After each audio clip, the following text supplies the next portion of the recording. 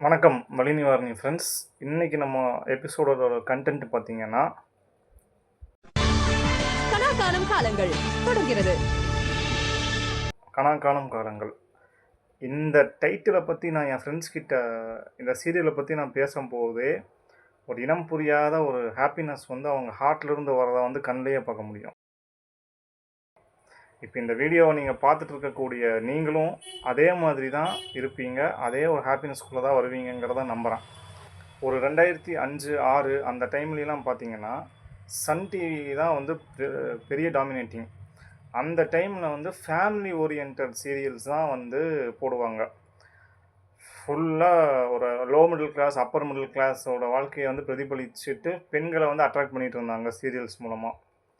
அதே காலகட்டத்தில் விஜய் டிவியில் அருமையாக நம்ம சந்தானம் சாரோட லொல்லு சபா, நம்ம நையாண்டி தர்பார்னு ஒரு ஷோ, யோகி சேது சார், நீயா நானா மெல்ல மெல்ல மெல்ல மெல்ல அப்லிஃப்ட் ஆகிட்டு யூத்தை அட்ராக்ட் பண்ணி உள்ளே இழுத்து போட்டுட்டு இருந்தாங்க, டிவியை பார்க்க வச்சுட்டு இருந்தாங்க. அதே மாதிரி ஒரு நல்ல ஒரு படைப்பு தான் கனாக்காணும் காலங்கள். இந்த கனாக்காணும் காலங்கள் சீரியல் இப்படின்னு ஒன்று விஜய் டிவியில் டெலிகாஸ்ட் ஆகுதுங்கிறதையே எனக்கு இன்ட்ரோ பண்ணினதே என் டியூஷனில் ஒரு டீனேஜ் அக்கா. அப்போ அவங்க 9th 10th படிச்சுக்கிட்டு இருந்தாங்க. நித்யான்னு அவங்க பேர். அவங்க தான் இந்த மாதிரி நம்ம ஸ்கூல் லைஃப்பை பிரதிபலிக்கிற மாதிரியே அழகான ஒரு அப்படியே ரியலிஸ்டிக்காக இருக்கும் அந்த சீரியலை வீட்டில் பாருன்னு சொல்லி சொன்னாங்க டிவியில். அப்படி தான் எனக்கு அந்த சீரியல் இன்ட்ரோ. பாலுமகேந்திரா அவர்களோட அழியாத கோலங்கள் படம் பார்த்திங்கன்னா அந்த பசங்க கேங் இருக்கும். அதில் ஒரு பையன் செத்துருவான், குண்டு பையன். என்ன செய்யறது, எல்லாம் அவன் செய்ய, நம்ம கையில யாருக்கு.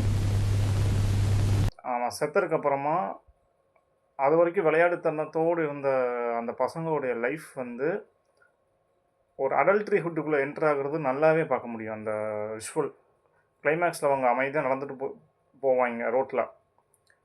அவனோட சைல்டுஹுட் அங்கே பிரேக் ஆகிடுச்சுங்கிறது அழகாக கண் முன்னாடியே தெரியும். என்னுடைய சைல்டுஹுட் பிரேக் ஆகி அடல்ட்ரி ஹுட்டுக்குள்ளே போகிறதுக்கு உள்ளே இழுத்து விட்டது ஒரு டீனேஜ் அக்கா, நித்யானங்க அக்கா.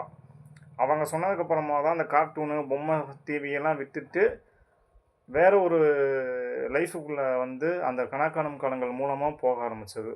இந்த கனாக்காணும் காலங்களில் 100 எபிசோட்ஸுக்கு மேலே தான் நான் பார்க்க ஆரம்பித்தேன். ஆமாம், அது எந்த அளவுக்கு பார்த்து பிடிச்சி போயிடுச்சுன்னா 2006 2007 அடிக்கடி கரண்ட்டு கட் ஆகும். நைட்டு, பகல், மிட் நைட்டு, மதியம் எல்லாத்தையுமே அங்கங்கே அப்பப்போ கரண்ட்டு கட் ஆகும், 1/2 hour 1 hour.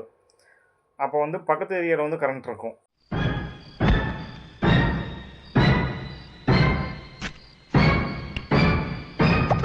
எங்கள் டைம் வேறையாக இருக்கும், அவங்க டைம் வேறையாக இருக்கும் கரண்ட்டு போகிறது. அப்போ கரண்ட்டு போகும்போது அவங்க வீட்டில் போய் தெரிஞ்சவங்க யாராவது இருப்பாங்க, ஃபேமிலி ஃப்ரெண்டு ரிலேஷன்ஸ், அவங்க அங்கே போய் பார்ப்போம்.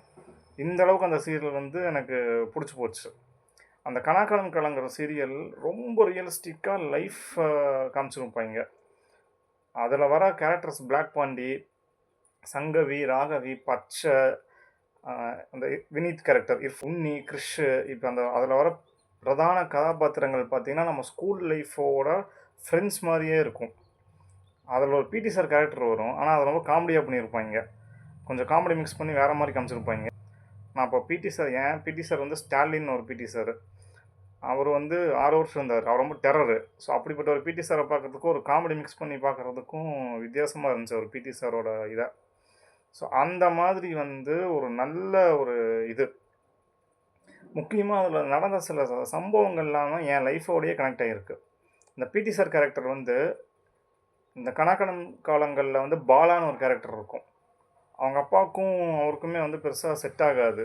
ஸோ அப்போ ஸ்கூல் கிரிக்கெட் டீமில் ஜாயின் பண்ணணுன்னு சொல்லிவிட்டு பிடி சார் அவங்க வீட்டுக்கு போய் அவங்க அப்பாட்ட பேசுவார். இதே மாதிரி எங்கள் ஸ்கூலில் முதல்ல கிரிக்கெட் டீம் உருவாக்குனதே ஸ்டாலின்கிற எங்கள் பிடி சார் தான். அவர் தான் கிரிக்கெட் டீமை உருவாக்கி அதில் கொஞ்சம் படிக்கிறதுல கொஞ்சம் பின்தங்கி இருப்பாங்க ஸ்டூடெண்ட்ஸு. ஸோ அவங்கள அவங்க பேரண்ட்ஸ் கிட்ட போய் பேசி அவங்கள எஜுகேஷன்லேயும் ட்ரஸ்ட் பண்ண வச்சு கண்டிப்பாக மார்க் வாங்க வைக்கிறவங்க அஷூரன்ஸ் அவங்க பேரண்ட்ஸ் கிட்ட சொல்லி கிரிக்கெட் டீமில் ஜாயின் பண்ணி வெளியே கூட்டிகிட்டு போய் ஜெயிக்க வச்சு கூட்டிகிட்டு வந்தார். ஸோ இந்த மாதிரி எல்லாமே என் லைஃப்பில் அதை கனெக்ட் பண்ணினா ஒரு முக்கியமான சம்பவம் அது. அதுக்கப்புறமா ஆடுகளம் நரேன் சார், அவர் ஸ்கூல் பிரின்ஸிபலாக வந்து ஆக்ட் பண்ணியிருப்பார். எங்கள் ஸ்கூலில் ஆண்டனியும் ஒரு சார் இருந்தார், பிவி ஆண்டனின்னு பிரின்ஸிபலு. அவருடைய கேரக்டர் அப்படியே வந்து நாங்கள் பார்த்தேன். ஸ்டூடெண்ட்ஸோட படிப்புலேயும் ஸ்ட்ரிக்டாக இருக்கிறது, ஸ்போர்ட்ஸில் பில்ட் பண்ணி கொண்டு வர்றது, கல்ச்சர்ஸில் கலந்துக்க விடுறதுன்னு சொல்லி ஸ்டூடெண்ட்ஸோட அப்லிஃப்ட்மெண்ட் வந்து எஜுகேஷனில் மட்டும் இருக்கக்கூடாது, ஸோ திறமைகள்லையும் வந்து வளரணுங்கிறதுல வந்து ரொம்ப ரொம்ப ஸ்பெசிஃபிக்காக இருந்தவர் வந்து அவர், எங்கள் ஆண்டனி சார். அந்த கேரக்டர் நான் அப்படியே ஆடுகளம் நரேன் சார் கேரக்டரோடு நான் பார்த்தேன். அப்புறம் ஜோ கேரக்டர், அந்த கேரக்டர் பார்த்திங்கன்னா வீட்டில் வந்து படிக்காத பையனாக வந்து இருப்பார். நம்ம தனுஷ் சார் காதல் கொண்டேன் படத்தில் வந்து டஸ்டரை தூக்கி மூஞ்சியில் தனுஷ் சார் மூஞ்சியில் வீசுவார் ஒருத்தர், ஒரு ப்ரொஃபஸர். அவரோட கேரக்டர் தான் அங்கே கணக்கானம் காலங்களில் ஜோவோட அப்பா கேரக்டராக வரும். மார்க் கம்பேரிசன், ஒரு மாதிரியான ஒரு ப்ரெஷரில் இருக்கக்கூடிய ஸ்டூடெண்ட்டோட மனநிலையை ஜோ கேரக்டர் பிரதிபலிக்கும். பிளாக் பாண்டி கேரக்டர் வந்து அவங்களுக்கு வீட்டு வந்து ஒரு அடமானத்தில் இருக்கும். அப்போ வந்து லாயர் படிக்க சொல்லி அவங்க வீட்டில் ஃபோர்ஸ் பண்ணுவாங்க அவங்க அப்பா. நீங்கள் எப்படியே படித்து லாயர் ஆகி நம்மளுடைய பழைய பாரம்பரிய வீட்டை மீட்டெடுத்துன்னு சொல்லிட்டு, ஐயா என்னப்பா நம்ம குடும்ப வீடு 22 வருஷமா கேஸ் இருக்கு ஐயா. வக்கீலுக்கு செலவச்சே பாதி சொத்து போயிடுச்சியா. நீ படிச்சு வக்கீலாய் நம்ம வீட்டை மீட்கணும் ஐயா. நான் பிறந்த அந்த வீட்டுல தான் என் உசுர் போகணும் ஐயா. அது உங்க இழுதாயா இருக்கு. எப்படியாவது படிச்சு ஒரு வக்கீலா இல்லையா.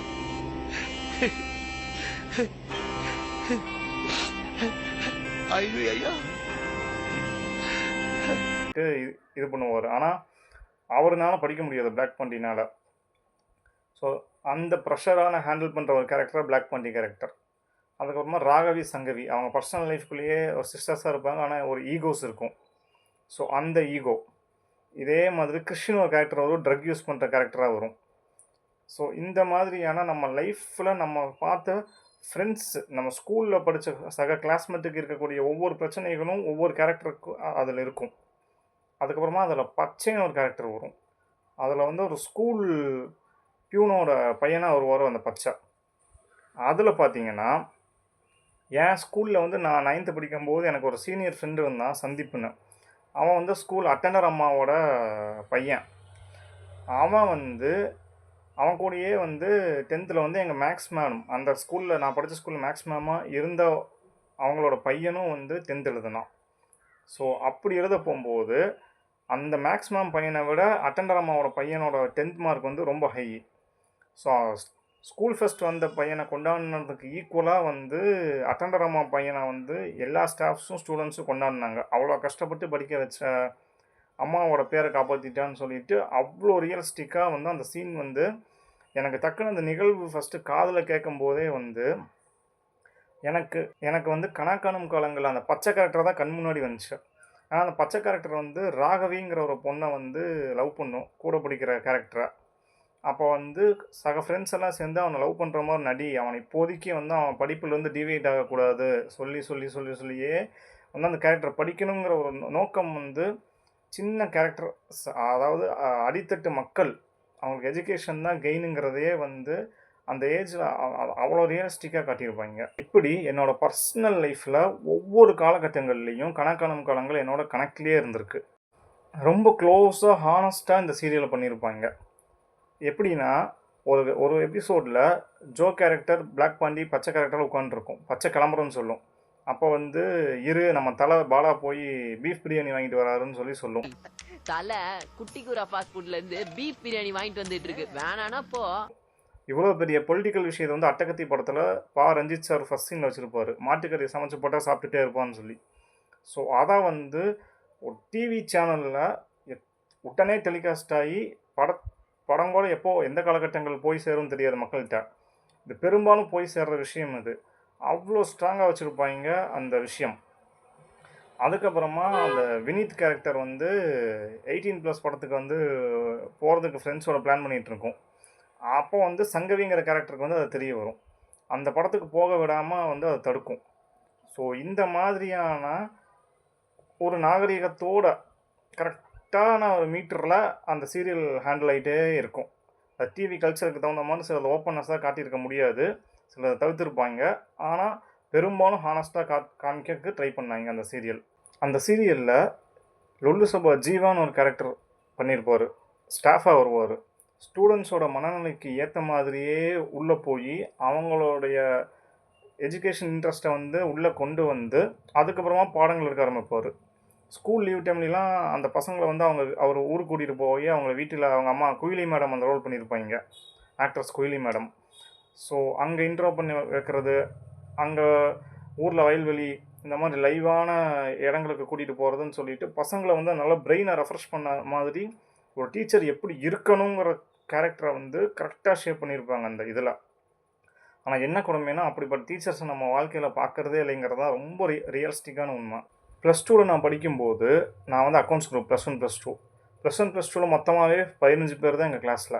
அந்த 15 பேரும் 4 கேங் இருந்தது கிளாஸில். நல்லா படிக்கிற 3 பேர் தனி கேங்கு, அப்புறம் ஒரு ஆவரேஜ் ஸ்டூடெண்ட்ஸ் ஒரு கேங்கு, அப்புறம் ஸ்கூலை கட் அடிச்சுட்டு சும்மா இருக்கிறவனுக்கு அவனும் ஒரு கேங்கு. ஸோ இந்த மாதிரியான கேங் பிரிதல் வந்து 15 பேர்லேயே 3-4 கேங் இருந்துச்சு கிளாஸில். அப்போ வந்து 12th முடியும் போது அந்த ரிவிஷன் எக்ஸாம் நடந்துட்டுருக்க மண்டே வந்து ஒரு எக்ஸாமுக்கு முன்னாடி சண்டே வந்து ரிவிஷன் பண்ணுறதுக்கு வீட்டில் யாரும் இருந்து படிக்க வேண்டாம், ஸ்கூலுக்கே வந்துட்டுங்கன்னு சொல்லிட்டு எங்கள் காமர்ஸ் மேம் சொன்னாங்க. காமர்ஸ் எக்ஸாமுக்கு அவங்களே காசு போட்டு ஸ்நாக்ஸு லஞ்சுக்கு எல்லாமே காசு கொடுத்தாங்க. வெரைட்டி ரைஸ் மட்டும் வாங்க சொல்லி காசு கொடுத்துட்டு அவங்க ஸ்டாஃப் ரூம் போயிட்டாங்க சாப்பிட்றதுக்கு. நாங்கள் வந்து என்ன பண்ணோன்னா கிளாஸில் எல்லாரும் புரோட்டா சாப்பிட்லான்னு சொல்லி பிளான் போட்டோம். அப்போ என் கூட கிளாஸில் இருந்தவங்க எல்லாத்துக்கிட்டையும் இருக்கிற காசெல்லாம் போட்டுமே 5, 10, 20ன்னு போட்டுமே காசு பத்தில் புரோட்டா வாங்குறதுக்கு 15 பேர்த்துக்கும். அதோட 3 பசங்க இருந்தானுங்க. அவனுங்களோட வந்து பெரும்பாலும் யாருமே பேச மாட்டோம். லைஃப்பில் சில பேர்த்த பார்க்கக்கூடாதுன்னு நம்ம நினைப்போம். அப்படிப்பட்ட ஒரு ஆட்கள் தான் அவனுங்க. அது நானாக சுத்தமாக அவங்கள பார்க்கவே கூடாது, வாழ்க்கையில் எங்கேயுமே சந்திக்கக்கூடாதுன்னு நினச்ச ஒரு ஆள் அந்த 3 பேர். அவனுங்க 3 பேருமே கையில் இருந்த காசை மொத்தமாக போட்டு 15 பேர்த்துக்குமே புரோட்டா வாங்கினானுங்க. நாங்கள் கொடுத்த காசையெல்லாம் வந்து சாயங்காலம் போகும்போது ஸ்நாக்ஸ் சாப்பிட்டுக்கலான்னு சொல்லிட்டு வச்சிட்டாங்க. ஸோ அந்த அவ்வளோ காசும் 3 பேருமே போட்டானுங்க. முதலும் கடைசியுமா +1 +2ல் ஒரே நாள் தான் எங்கள் கிளாஸ் 15 பேர் பசங்களும் ஒன்றா சேர்ந்து சாப்பிட்டது.